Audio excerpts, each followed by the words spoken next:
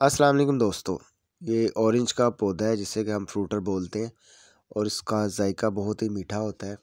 और इसे मैंने जो है 18 इंच के गमले में लगाया हुआ है तकरीबन 5 साल से। इसे गमले में किस तरह उगा सकते हैं, उसके लिए हमें पौधे चाहिए होते हैं जो कलम से तैयार हो, ग्राफ्टिंग से या एयर लेयरिंग से।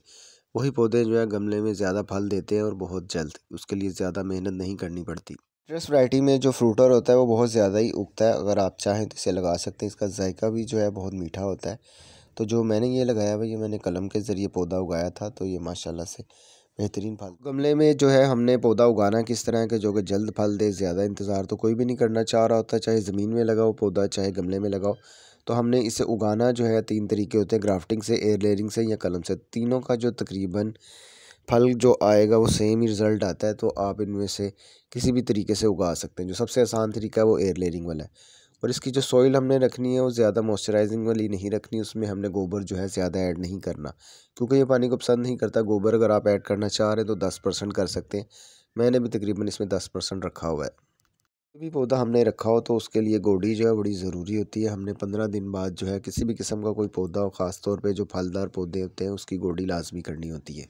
गोडी करने का एक तो ये फ़ायदा होगा कि जब हम उसे पानी देंगे तो आराम से जो है एंड तक पानी चला जाएगा। अगर हमने गोडी नहीं की होगी तो पानी जो है ऊपर ठहरा रहेगा, जो कि पौधे के तने के साथ जो है टच में रहेगा, तो उसका पौधे का जो तना होता है वो आहिस्ता आहिस्ता गलना शुरू हो जाता है। तो आप गोडी जो है लाजमी करें।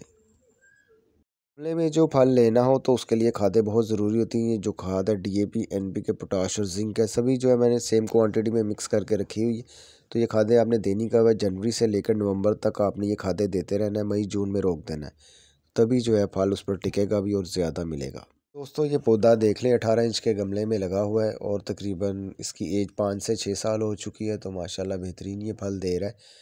तो ये बढ़ता नहीं है फिर तेज़ी से। अगर आप पौधे से फल लेना शुरू कर दें तो पौधा जो होता है अपनी सारी ताकत फल पर ही लगा रहा होता है। वो अपने आप को बढ़ाने में फिर अपनी ताकत जो है नहीं लगा रहा होता है।